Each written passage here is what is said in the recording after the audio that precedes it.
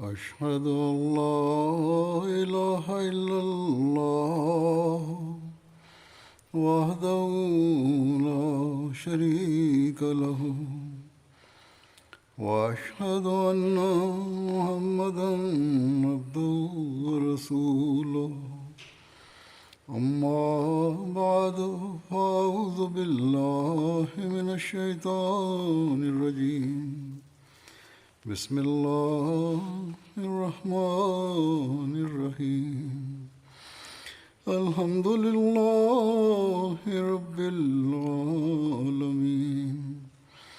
الرحمن الرحيم مالك يوم الدين إياك نعبد وإياك نستعين اهدنا الصراط المستقيم صراط الذين أنعمت عليهم غير المغضوب عليهم ولا الضالين. В своей прошлой пятничной проповеди я сказал, что расскажу об оставшихся воспоминаниях о сподвижниках. В связи с этим сегодня я расскажу о Хазрате Абдулле ибн Джахше, да будет доволен им Аллах. Он был представителем племени Бану Асад. Согласно одному мнению, его племя находилось в союзнических отношениях с племенем Бани Абди Шамс, а согласно другому мнению, с племенем Харб бин Умейя. Относительно его внешнего вида написано, что он был среднего роста и у него были густые волосы.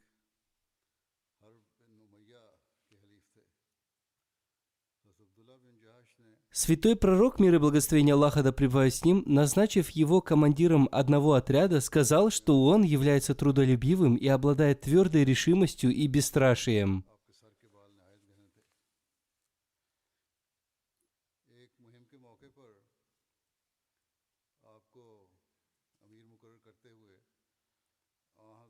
Хазрат Саад бин Абу Вакас повествует об этом. Посланник Аллаха, мир и благословение Аллаха да пребывает с ним, сказал: «Я назначаю командиром над вами человека, который хотя и не лучше вас, но он более терпелив к жажде и голоду».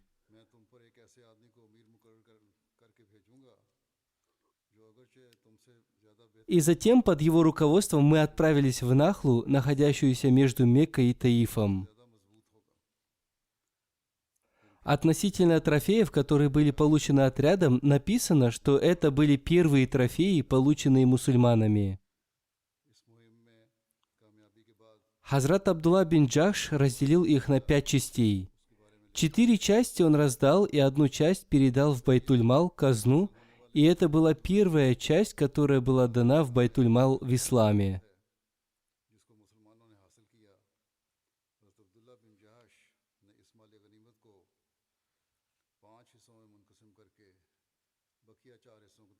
Имам Шаби повествует, что Хазрат Абдулла ибн Джахш первым в исламе начал поднимать знамя в битвах. И самые первые трофеи в исламе получил Абдулла бин Джахш, которые были розданы.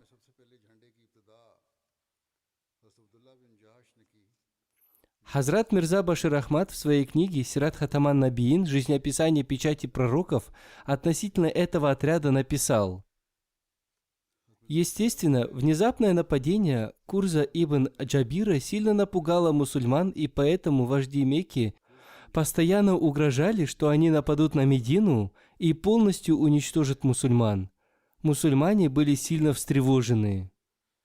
Увидев эти угрозы, святой пророк, мир и благословение Аллаха да пребывает с ним, решил, что за передвижениями курайшитов следует следить с более близкого расстояния, чтобы все необходимые сведения о них могли быть получены вовремя, и Медина была защищена от всех видов внезапных нападений. Поэтому с этой целью святой пророк, мир и благословение Аллаха да пребывает с ним, собрал группу из 8 мухаджиров.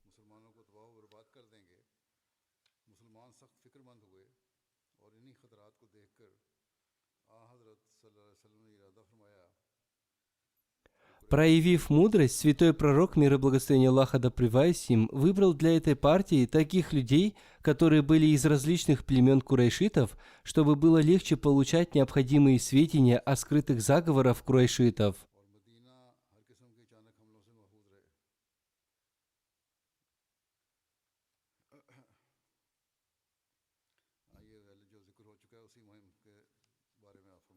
Святой пророк, мир и благословение Аллаха да пребывает с ним, назначил своего двоюродного брата по отцовской линии Абдуллаха ибн Джахша командиром этого отряда. Чтобы гарантировать, что основная цель этого отряда сохранится в тайне даже от мусульман, отдавая приказ об этом отряде, святой пророк, мир и благословение Аллаха да пребывает с ним, не сообщил даже командиру этого отряда о том, куда его посылают и с какой целью. Вместо этого, перед их отъездом, святой пророк, мир и благословение Аллаха да пребывает с ним, вручил ему запечатанное письмо и сказал: «В этом письме содержатся необходимые распоряжения для вас. Когда вы преодолеете расстояние в 2 дня пути от Медины, откройте письмо и действуйте согласно изложенным в нем инструкциям». Таким образом, Абдулла и его спутники отправились в путь по Божьему повелению. Когда они отъехали на расстояние 2 дней пути от Медины, Абдуллах открыл наставления святого пророка, мир и благословение Аллаха да пребывает с ним, которые были следующими.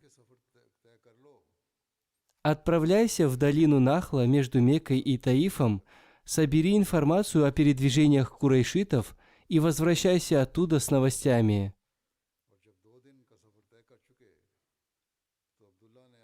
Более того, поскольку разведывательная миссия вблизи Мекки была очень деликатной задачей, в конце этого письма святой пророк, мир и благословение Аллаха да пребывает с ним, написал, что после того, как цель этой миссии станет известна, если кто-либо из его спутников не решится сопровождать эту группу и пожелает вернуться, то ему должно быть дано разрешение.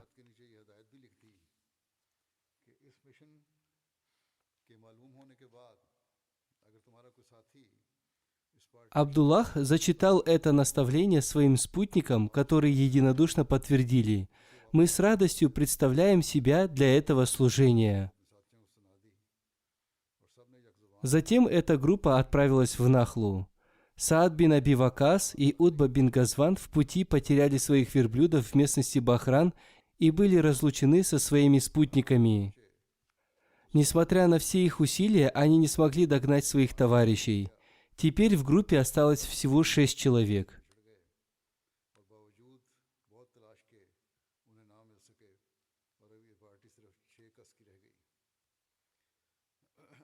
По этому поводу господин Марголиус написал, что Саад бин Аби Вакас и Утба бин Газван намеренно отпустили своих верблюдов и использовали это как предлог, чтобы остаться. Каждое событие в жизни этих приверженцев ислама, которые были готовы пожертвовать своей жизнью, является свидетельством их доблести и преданности. Один из них обрел мученическую смерть от рук неверующих в сражении Бир-аль-Мауна у колодца, в то время как другой участвовал во многих опасных сражениях и в конечном итоге стал победителем Ирака. Поэтому сомневаться в искренности таких людей, особенно когда это сомнение основано на выдуманных ими самими представлениях, дело рук одного только мистера Марголиуса. Ирония заключается в том, что в своей книге мистер Марголиус утверждает, что он написал эту книгу, будучи полностью свободным от предрассудков. Одним словом, эта небольшая группа добралась до Нахлы и занялась своим делом. С целью скрыть свою секретную миссию, некоторые из них побрили головы, чтобы путешественники и так далее никоим образом не были встревожены, и чтобы они считали их людьми, которые пришли с намерением совершить умру. Однако, как только они прибыли туда, случайно туда прибыл небольшой караван курайшитов, который направился из Таифа в Мекку, и обе стороны столкнулись друг с другом. Мусульмане посоветовались друг с другом относительно того, что им следует предпринять.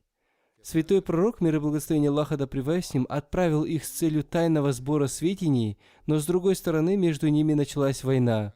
Обе группы находились друг перед другом, и, естественно, существовал риск, что теперь, поскольку люди из каравана курайшитов заметили мусульман, их тайная разведывательная миссия больше не будет оставаться тайной.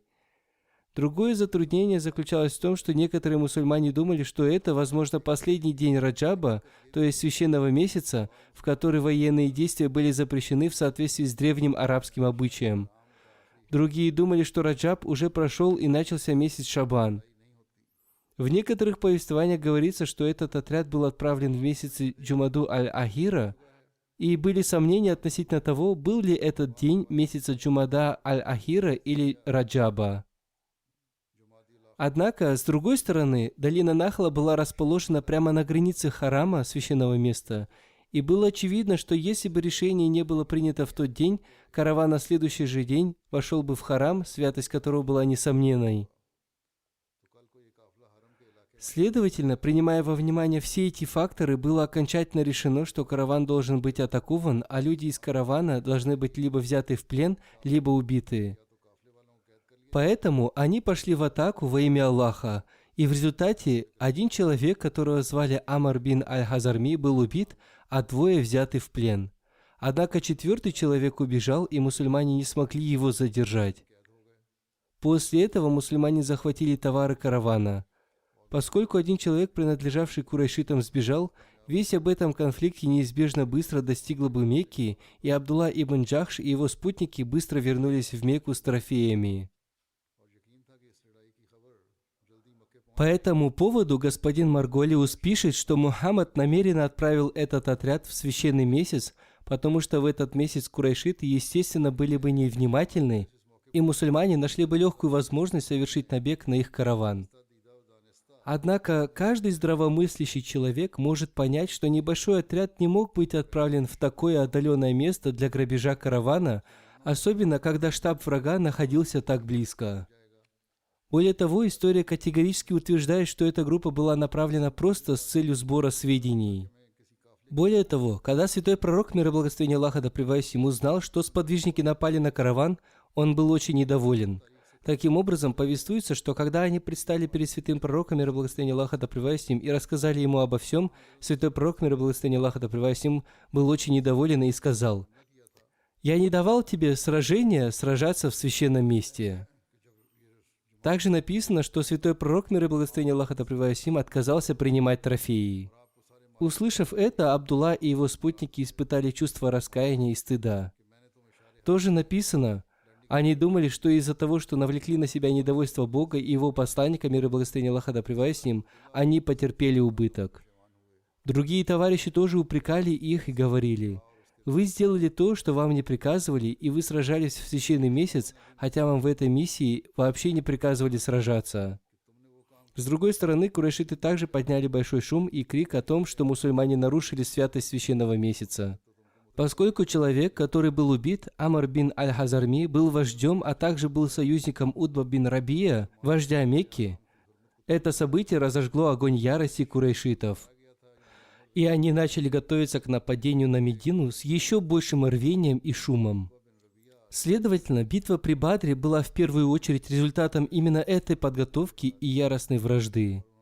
Поэтому после этого происшествия, как среди мусульман, так и среди неверующих возникло беспокойство, и, наконец, был ниспослан следующий аят Корана, который принес мусульманам облегчение.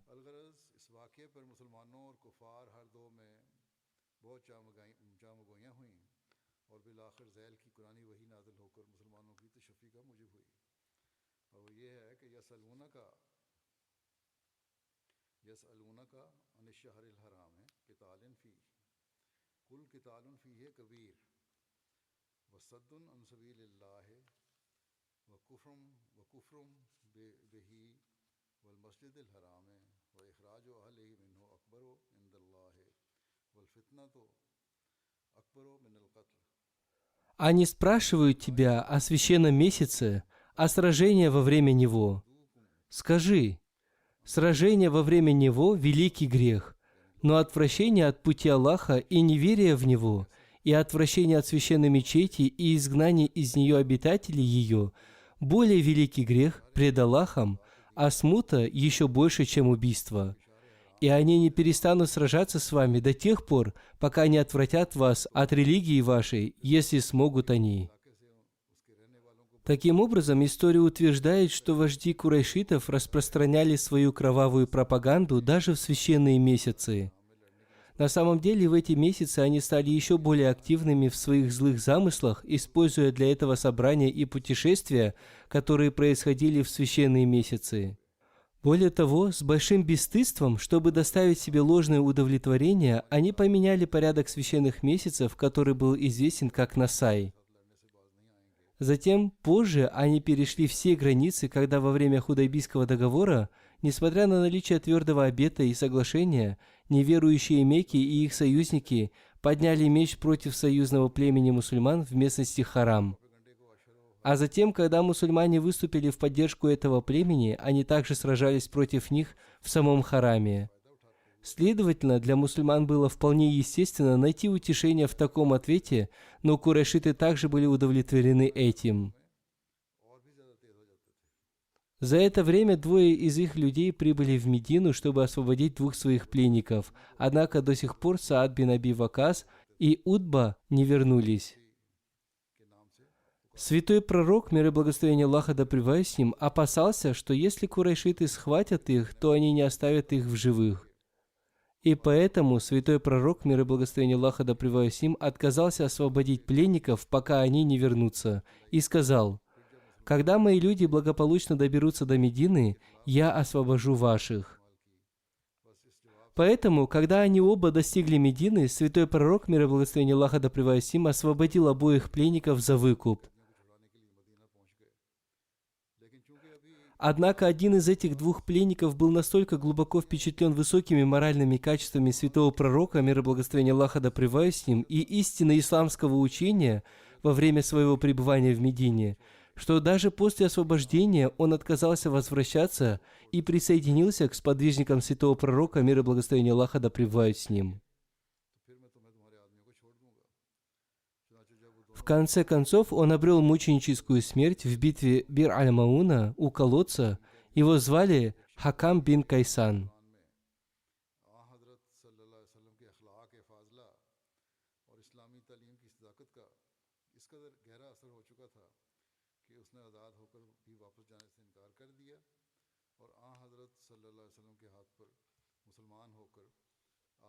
Повествуется, что во время битвы при Ухуде у Хазрата Абдуллы бин Джахши сломался меч, и посланник Аллаха, мир ему и благословение Аллаха, дал ему урджун, финиковую ветку, и он использовал эту ветку в качестве меча.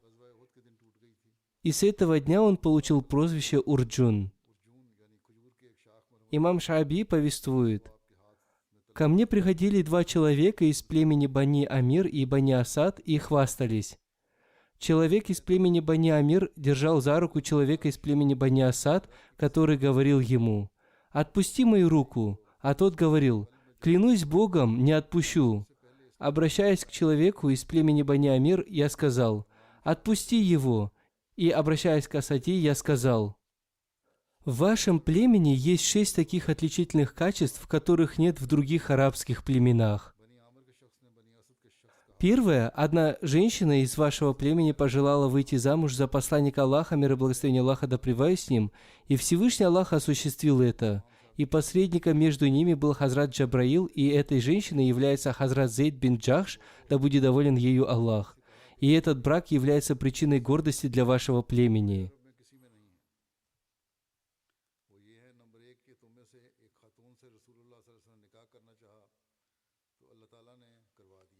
Второе, из вашего племени был один человек, который был обитателем рая, но тем не менее он ходил по земле смиренно. Им был Хазрат Укаша ибн Михсан. Это тоже является причиной гордости для вашего племени. Третье, человеком, которому было вручено первое знамя ислама, был из вашего племени, и это Хазрат Абдулла ибн Джахш. И это тоже является причиной гордости для вашего племени. Четвертое, самые первые трофеи, полученные в исламе и розданные, были трофеи, полученные Абдуллой бин Джахшем. Пятое. Самым первым человеком, который принес баят во время принесения баята Ризван, тоже был человек из вашего племени. Он подошел к посланнику Аллаха, мир и благословение Аллаха да пребывает с ним, и, протянув ему свою руку, сказал: «О посланник Аллаха, примите мой баят». Посланник Аллаха, мир ему и благословение Аллаха, спросил: «О чем взять баят?» Он ответил: «О том, что есть в вашем сердце». Посланник Аллаха, мир и благословение Аллаха да пребывает с ним, спросил: «Что есть в моем сердце?» Он ответил: «Победа или смерть». И таким образом Хазрат Абу Синан самым первым принес баят, обет верности, и вслед за ним другие сподвижники тоже принесли баят. И это тоже является причиной гордости для вашего племени. Шестое. В битве при Бадре было 7 мухаджиров из вашего племени, и это тоже является причиной гордости для вашего племени. Повествуется, что когда Хазрат Абдулла бин Джахш стал мучеником в битве при Ухуде, Хазрат Зайнаб бинт Хузейма была его супругой. После его смерти посланник Аллаха, мир и благословение Аллаха да пребывает с ним, женился на ней. И она 8 месяцев была замужем за посланником Аллаха, мир и благословение Аллаха да пребывает с ним, а согласно другой версии 2-3 месяца. И в конце месяца Раби-уль-Ахир она скончалась. И посланник Аллаха, мир и благословение Аллаха да пребывает с ним, провел ее джаназу, погребальную молитву, и похоронил ее на кладбище Джанатуль-Баки. Имя следующего сподвижника – Хазрат Салих Шукран. Повествуется, что посланник Аллаха, мир и благословение Аллаха да пребывает с ним, получил Хазрата Шухрана и Хазрату Уми Аймана в качестве наследства от своего отца. И после битвы при Бадре посланник Аллаха, мир и благословение Аллаха да пребывает с ним, освободил их. Хазрат Шукран был одним из тех счастливых людей, которые имели честь омыть благословенное тело посланника Аллаха, мир и благословение Аллаха да пребывают с ним, после его смерти. Кроме него, эту честь обрели еще 8 человек из семьи посланника Аллаха, мир и благословение Аллаха да пребывают с ним. В Муснаде Ахмада ибн Ханбаля повествуется, что среди тех, кто омыли благословенное тело посланника Аллаха, мир и благословение Аллаха да пребывает с ним, были Хазрат Шукран и Хазмар Усама ибн Зайд.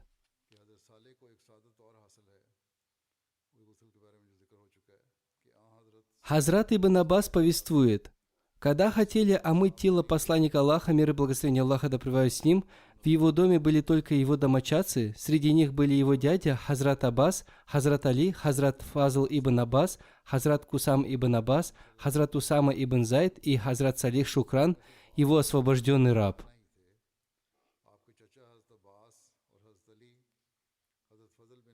В это время у двери дома стоял Хазрат Аус ибн Хаули Ансари, участник битвы при Бадре из племени Бану Ауф бин Хазрадж. Обращаясь к Хазрату Али, он сказал: «О Али, я прошу вас, клянясь Аллахом, оказать мне честь омыть благословенное тело посланника Аллаха, мир и благословение Аллаха да пребывает с ним». Хазрат Али сказал ему: «Зайдите внутрь». И он вошел и находился рядом, но не принимал участия в омывании. Хазрат Али держал благословенное тело посланника Аллаха, мир и благословение Аллаха да пребывает с ним, опираясь на грудь, и в это время посланник Аллаха, мир и благословение Аллаха да пребывает с ним, еще был в своей рубахе. Хазрат Аббас, Хазрат Фазл, Хазрат Кусам поворачивали его благословенное тело вместе с Хазратом Али. Хазрат Усама бин Зайд и Хазрат Салих Шукран лили на его благословенное тело воду, а Хазрат Али начал его омывать. Аллама Балазари повествует, что Хазрат Умар, да будет доволен им Аллах, отправил Абдурахмана бин Шухрана, сына Салиха Шухрана, к Хазрату Абу Мусе Аш-Шари и написал ему: «Я отправляю к тебе одного праведного человека по имени Абдурахман ибн Салих Шукрана, сына освобожденного раба, посланника Аллаха, мир и благословение Аллаха да пребывает с ним. Относись к нему с учетом статуса его отца у посланника Аллаха, мир и благословение Аллаха да пребывает с ним».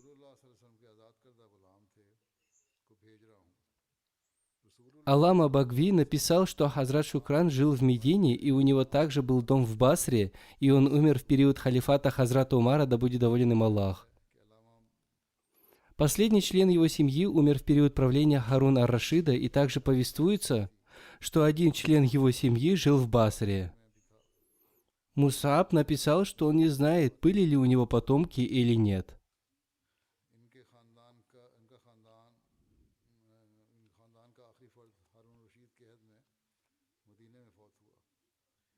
Хазрат Салих Шукран повествует: «Я видел посланника Аллаха, мир и благословение Аллаха да пребывает с ним, направляющегося в сторону Хайбара верхом на муле. И сидя верхом, он совершал намаз». Хузур поясняет: то есть посланник Аллаха, мир и благословение Аллаха да пребывает с ним, совершал намаз, сидя верхом на муле. Это ответ на вопрос, можно ли совершать намаз, находясь в транспорте. Имя следующего сподвижника — Хазрат Малик ибн Духшум. О нем тоже остались некоторые воспоминания. Относительно его имени повествуется, что его звали Малик ибн Духайшин или ибн Духшун. Его отца звали Духшум ибн Марзаха. И также повествуется, что его звали Духшам ибн Малик ибн Духшам ибн Марзаха. Его мать звали Умейра бинт Саад. Хазрат Малик женился на Джамиле бинт Абай ибн Салуле. Она была сестрой Абдуллы ибн Абаи Салула, который был вождем лицемеров. Когда Сухейль бин Амр попал в плен, Хазрат Малик сочинил следующее стихотворение: «Я взял Сухейля в плен, и кроме него я не желаю брать в плен никого». Племя Бану Хандаф знает, что кроме Сухейла в их племени нет другого храброго человека, готового сразиться, когда выступают против них. Я напал на знаменосца и сражался с ним до тех пор, пока он не сдался, и принудил себя выступить против Сухейла в ту ночь, когда мои губы были изранены. Относительно пленных после битвы при Бадре есть одно повествование в книге Усудуль Габа.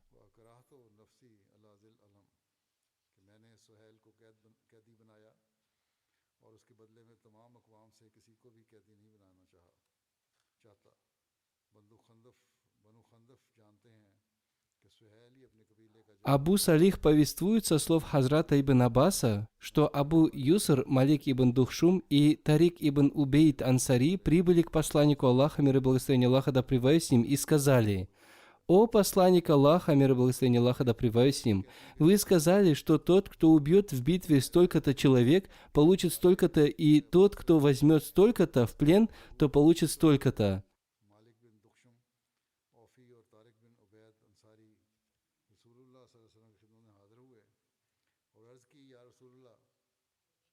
И мы убили 70 и взяли в плен 70. Услышав это, Хазрат Саад бин Муаз, обращаясь к посланнику Аллаха, мир и благословение Аллаха да пребывает с ним, сказал: «О посланник Аллаха, мир и благословение Аллаха да пребывает с ним, мы тоже могли бы сделать то же самое, что сделали эти люди, однако мы не смогли, поскольку нам было поручено защищать мусульман сзади.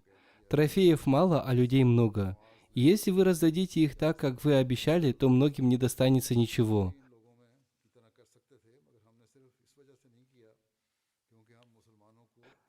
Когда между ними велся этот разговор, был ниспослан аят.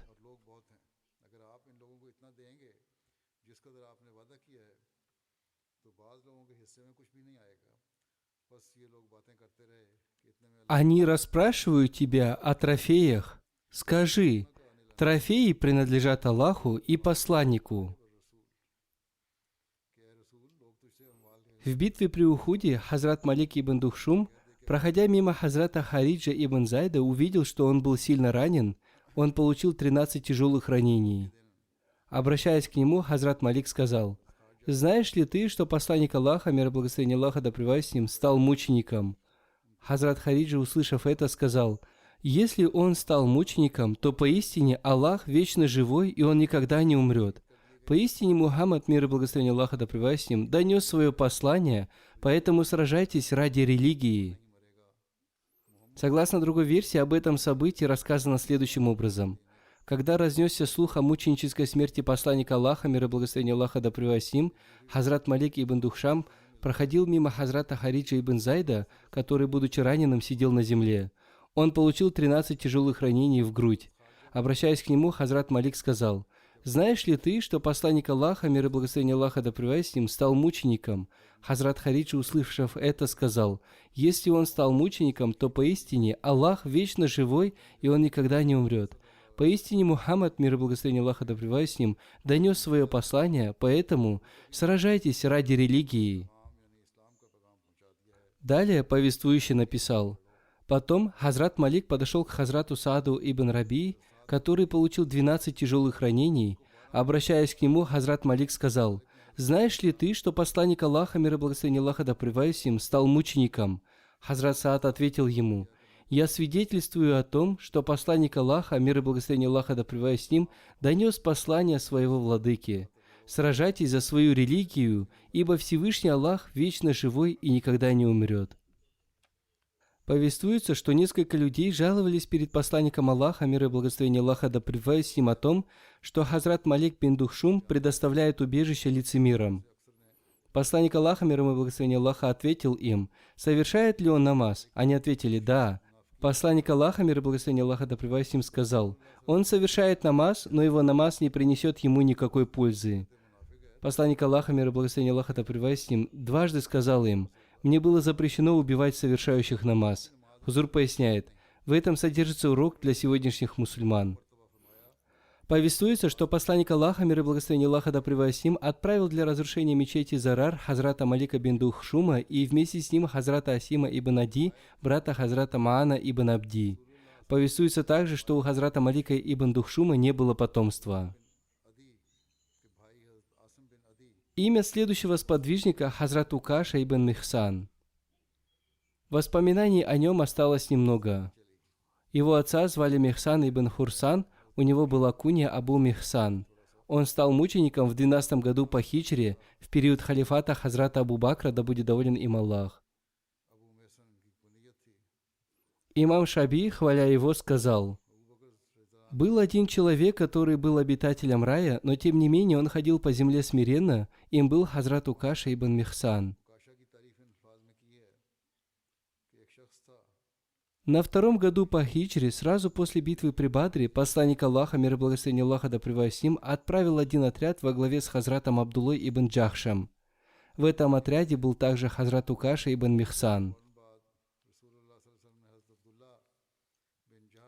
В книге Асира аль-Хальбия написано: в битве при Ухуде посланник Аллаха, мир и благословение Аллаха да пребывает с ним, выпускал стрелы из лука под названием Катум. Это такой лук, который при стрельбе не издает никакого звука. Из-за интенсивной стрельбы у этого лука оборвалась тетива, и она оставалась в его руке. Хазрат Укаша ибн Михсам попросил у него этот лук, чтобы натянуть на нем тетиву, но тетива оказалась короткой.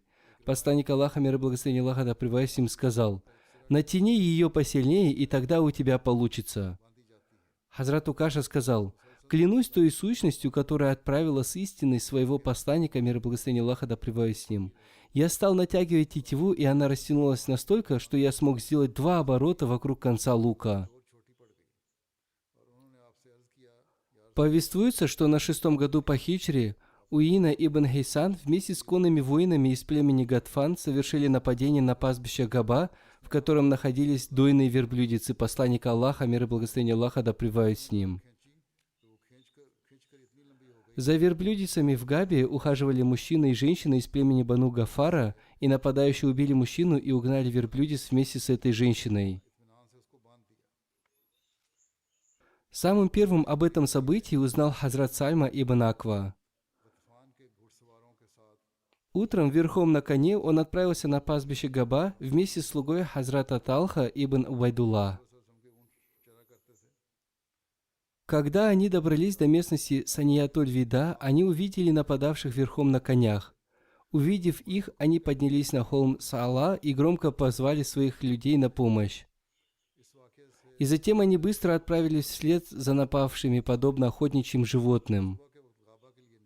Они догнали их и стали стрелять в них стрелами.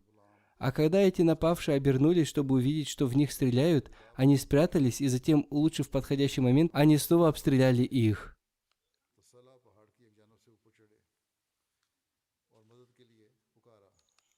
Когда посланник Аллаха, мир и благословение Аллаха да пребывает с ним, узнал об этом, он приказал объявить в Медине военное положение, и все конные воины стали собираться у посланника Аллаха, мир и благословение Аллаха да пребывает с ним. Среди них был и Хазрат Укаша ибн Михсан.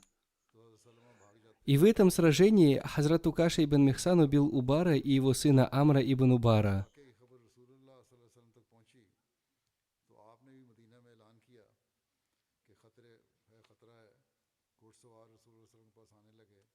Они оба были верхом на одном верблюде, и Хазрат Укаша одним ударом копья пронзил их обоих и вернул верблюде с посланника Аллаха, мир и благословение Аллаха, да пребывает с ним, которых они угнали.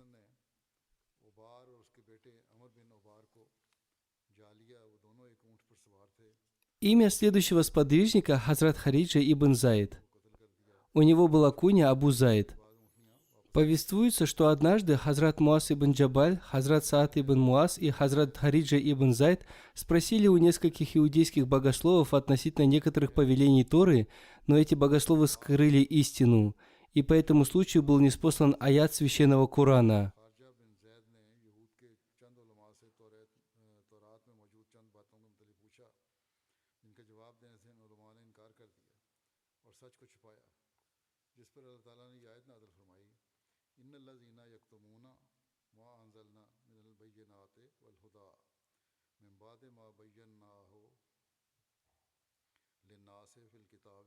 Воистину, те, которые скрывают то, что мы ниспослали из знамений ясных и из наставления, после того, как мы разъяснили это для людей в книге, это те, кого проклинает Аллах, и проклинают их проклинающие.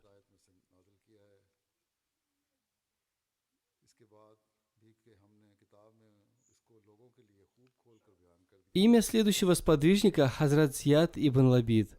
У него была кунья Абу Абдуллах. Он был представителем племени Байну Байза ибн Амир, которое было ветвью племени Бану Хазрач. Его потомки жили в Медине и в Багдаде. Захак ибн Нуман повествует, что Масрук ибн Вайль пришел из долины Акик в Медину к посланнику Аллаху, мир и благословение Аллаха, да пребывает с ним. Хузур поясняет, Акик – это название некоторых долин и месторождений полезных ископаемых, и самая известная из них – это та долина Акик, которая расположена к западу от Медины. Путь из Медины в Мекку проходил через эту долину, и эта дорога доходила до Зуль-Халифа. В настоящее время эта дорога доходит до Мекки.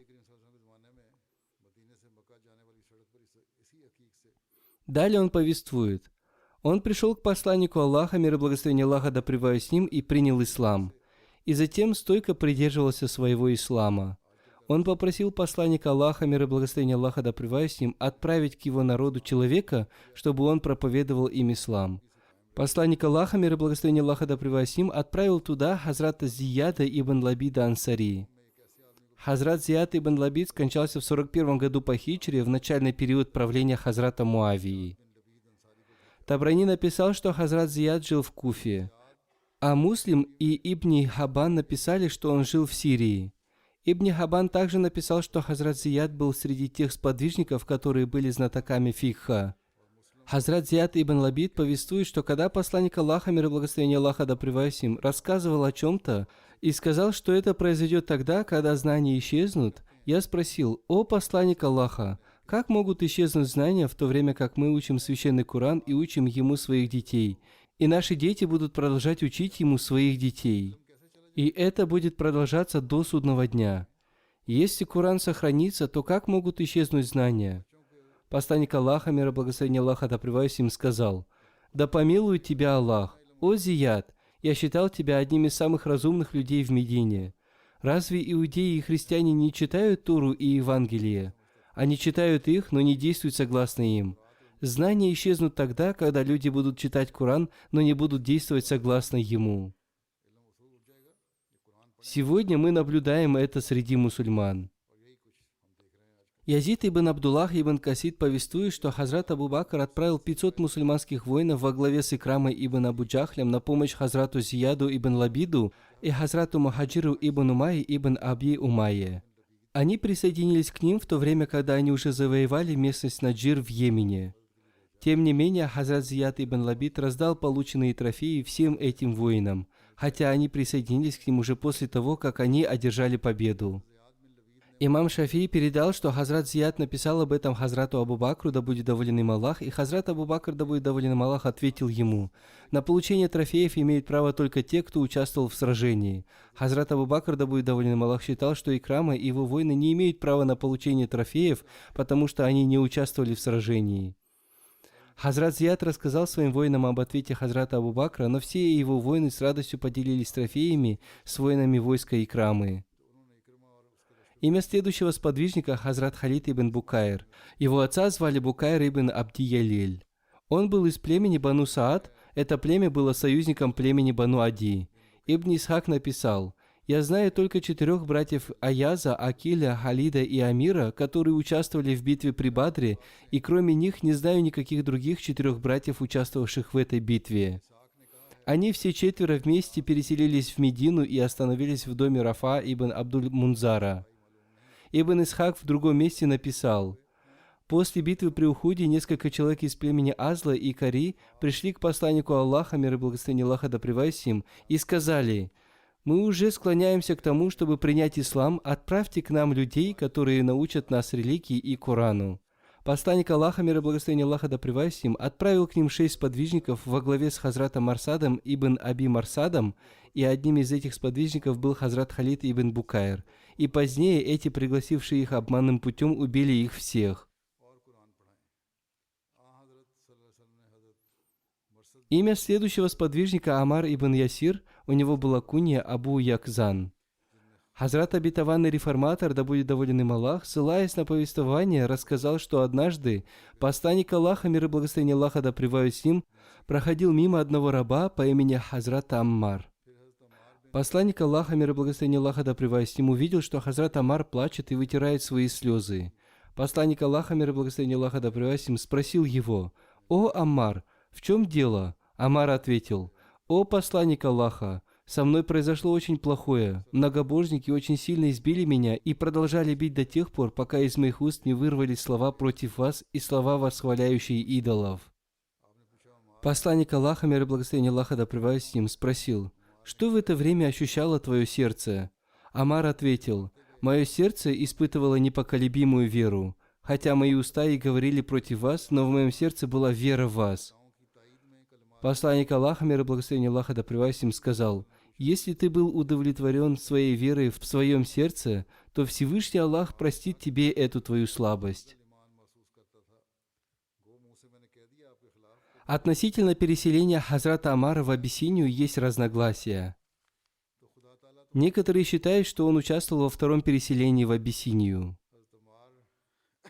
Хазрат обетованный реформатор, да будет доволен им Аллах, относительно смуты в период халифата Хазрата Усмана, да будет доволен им Аллах, написал: «Когда смута приступила все пределы, сподвижники, да будет доволен ими Аллах, тоже стали получать письма, содержавшие жалобы, направленные против наместников. Сподвижники, посовещавшись, решили пойти к Хазрату Усману, да будет доволен им Аллах, и спросить у него, неужели ему неизвестно о том, что происходит в провинциях. Он ответил, что все отчеты, которые поступают к нему из провинций, свидетельствуют о полном порядке и благополучии. Сподвижники сказали ему, что к ним из провинции приходят письма такого-то и такого-то содержания, которые необходимо проверить. Хазрат Усман, да будет доволен им Аллах, спросил у них совета, как лучше провести всю эту необходимую проверку, и в соответствии с их советом отправил Усаму бин Зайда в Басру, Мухаммада бин Муслима в Куфу, Абдуллу бин Умара в Сирию и Амара бин Ясира в Египет, чтобы они узнали, как там обстоят дела, и отправили ему подробный отчет о том, действительно ли наместники несправедливы к своим подданным, притесняют их и не соблюдают их законных прав. Кроме этих 4, в другие провинции было отправлено еще несколько человек с той же самой целью. Каждый из них поехал в назначенную ему провинцию и, проведя расследование, вернулся, после чего они представили похожие отчеты о том, что везде, в каждой провинции царит полное спокойствие, и мусульмане живут совершенно свободной жизнью. Никто не нарушает их прав, и наместники честно и справедливо выполняют свои обязанности. Тем не менее, Амар бин Ясир задерживался, и о нем не было никаких вестей. Я сказал о том, что Амар бин Ясир, который был отправлен с проверкой в Египет и не вернулся обратно. О нем так долго не было вестей, что жители Медины уже начали думать, что его убили. На самом деле произошло так, что он по причине своего простодушия и незнания политических интриг попался в ловушку, подготовленную для него мятежниками, являвшимися учениками Абдуллы бин Саба. Поскольку Абдулла бин Саба находился в Египте и не пребывал в незнании, а о том, что если эти делегации, приехавшие с инспекциями, напишут, что во всей стране царит полный порядок и спокойствие, то все люди выступят против него и его последователей. Решение об отправке этих инспекционных делегаций было принято так неожиданно, что он ничего не смог предпринять в других провинциях, в то время как в самом Египте это оказалось для него достаточно легким делом.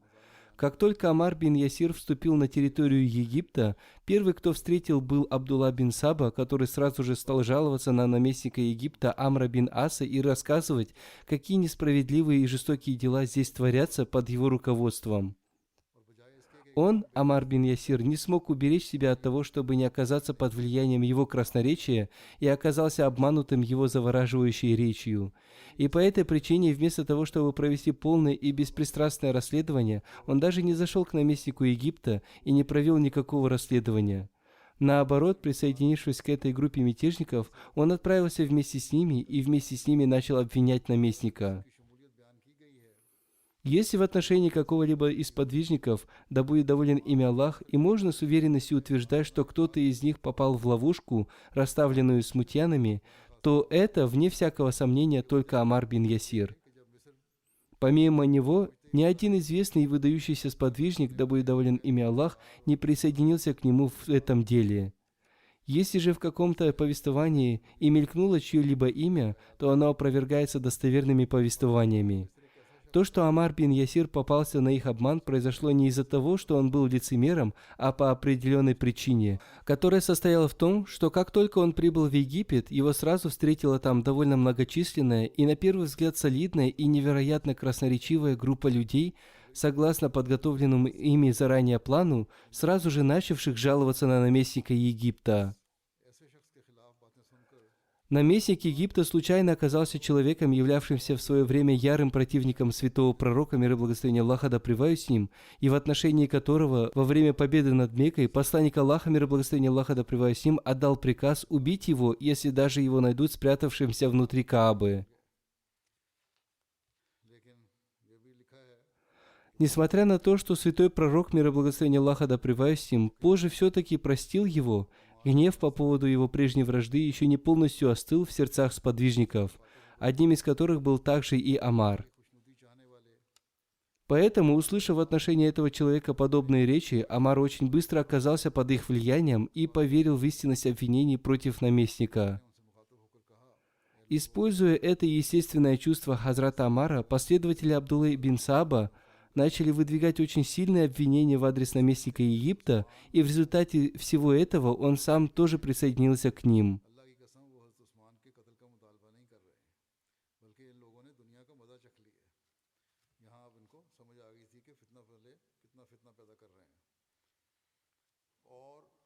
Тем не менее, в другом месте относительно Хазрата Амара написано, что во время битвы при Сифине Хазрат Амар, обращаясь к людям, сказал: «Где же те, кто желают снискать только довольство Всевышнего Аллаха, а не желают вернуться к своим женам и детям?»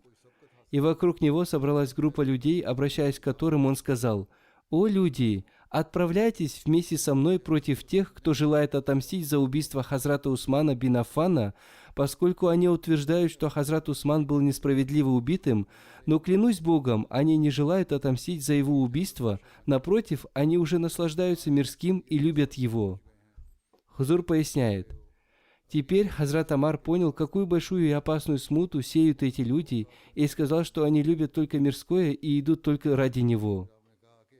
Они уже поняли, что если они примут истину, то истина станет препятствием между ними и мирским. Эти люди не являются из числа опередивших в исламе, поэтому они не имеют права на власть, чтобы люди последовали за ними. Эти жестокие люди обманывают своих последователей, говоря: «Наш имам был несправедливо убит, чтобы самим стать правителями». И посредством этого своего обмана они творят все это, как вы уже видите. Если бы эти люди не действовали под предлогом мести за Хазрата Усмана, то даже 2 человека не последовали бы за ними. Потом Хазрат Амар сказал: «О Аллах, помоги нам, как Ты всегда помогал нам. Если они добьются своей цели, приготовь для них мучительную кару за то, что они создают нововведения».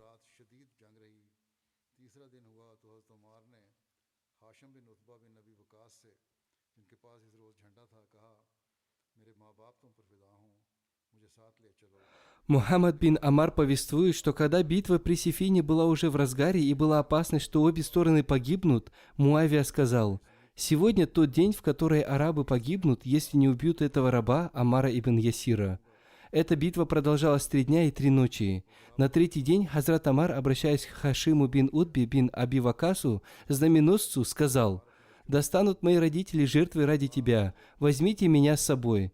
Хашим сказал: «О Амар, да помилует вас Всевышний Аллах, вы не сможете вынести тяготы войны. Я держу знамя, чтобы достичь своей цели, а если я проявлю слабость, то все равно не окажусь в безопасности от смерти». И затем он взял Хазрата Амара с собой на верховом животном. И Хазрат Амар встал впереди своего войска, а против него выступил Зулькала, и Хазрат Амар убил его. Затем на Хазрата Амара напали Хавии и Ас-Саксаки и Абу Гаддия Музни и убили его.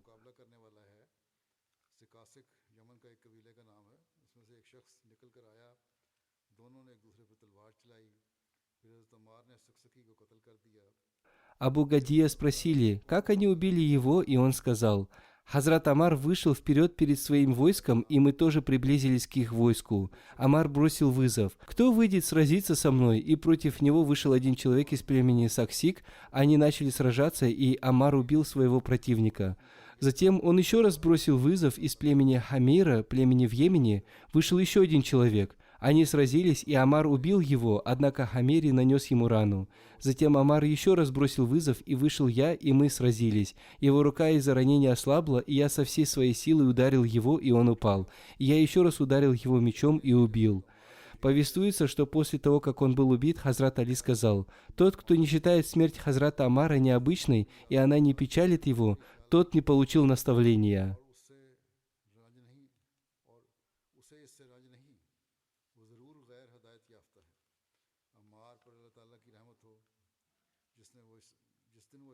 Всевышний Аллах оказал ему милость, когда он принял ислам.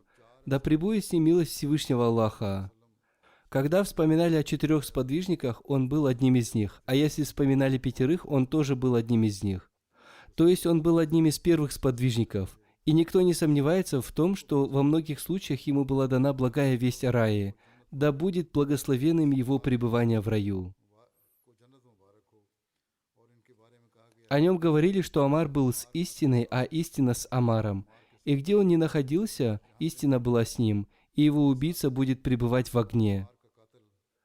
Саид ибн Абдурахман ибн Абза, да помилует его Аллах, сказал: как-то раз к Умару бин Аль-Хаттабу, да будет доволен им Аллах, пришел какой-то человек, который сказал: «Поистине я осквернился и не могу найти воды для омовения».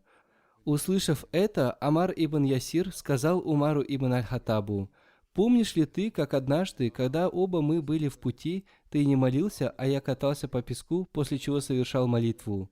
И я рассказал об этом пророку Аллаха, саллаллаху алейхи вассалям, который сказал: «Поистине, тебе достаточно, чтобы сделать так», а потом пророк Аллаха, саллаллаху алейхи вассалям, легко ударил ладонями о землю, подул на них и протер себе лицо и кисти рук.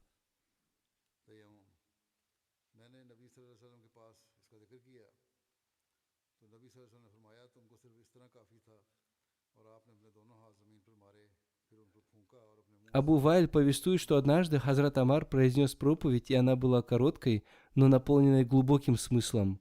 Когда он спустился с минбара, мы сказали ему: «О Абу Яхзан, вы произнесли проповедь, наполненную глубоким смыслом, но она была очень короткой. Почему ваша проповедь не была длинной?» Он ответил: «Я слышал, что посланник Аллаха, мир и благословение Аллаха да пребывает с ним, сказал: поистине длинный намаз и короткая проповедь являются признаком разума. Так что удлиняйте намаз и сокращайте проповедь. Поистине некоторые проповеди являются очаровывающими».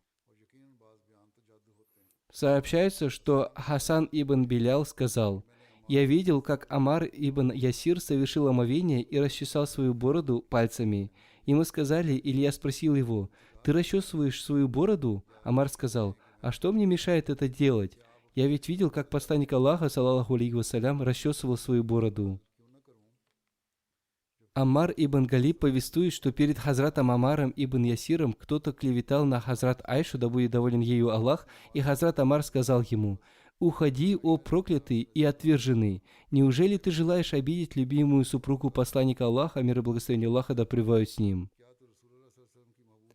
Это были воспоминания о некоторых сподвижниках, а об оставшихся воспоминаниях я расскажу позже. Пришла одна очень печальная новость. Позавчера в Буркина-Фасо убили 9 наших мусульман Ахмади. Это очень печальное событие. Инна лиляхи ва инна иляйхи раджиун. Они были убиты с большой жестокостью. Это было испытание их веры, которое, проявив стойкость, они выдержали. Убийцы не слепо открыли по ним огонь, напротив, они вызывали каждого мученика по отдельности и убивали. Уже пришли некоторые подробности об этом и еще будут приходить. Поэтому, иншаллах, в следующую пятницу я подробно расскажу об этом. Да смилуется над ними Всевышний Аллах и возвысит всех мучеников степенями в раю. Террористы ушли с угрозами, что если местные мусульмане Ахмади откроют мечеть, то они снова придут и нападут на них. Поэтому молитесь за них. Да защитит Всевышний Аллах всех от их зла. Одним словом, подробно я расскажу об этом в следующий раз, иншаллах.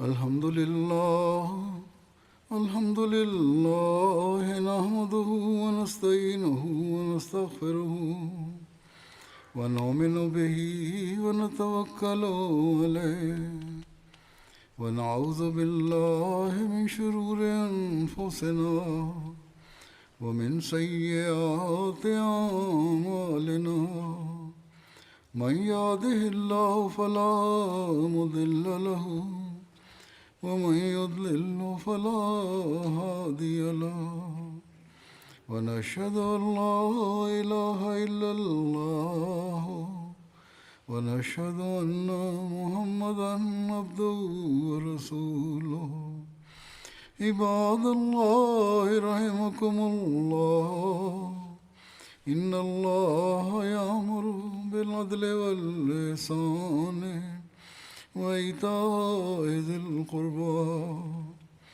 وينهى عن الفحشاء والمنكر والبغي يعظكم لعلكم تذكرون اذكروا الله يذكركم وادعوه يستجب لكم ولذكر الله أكبر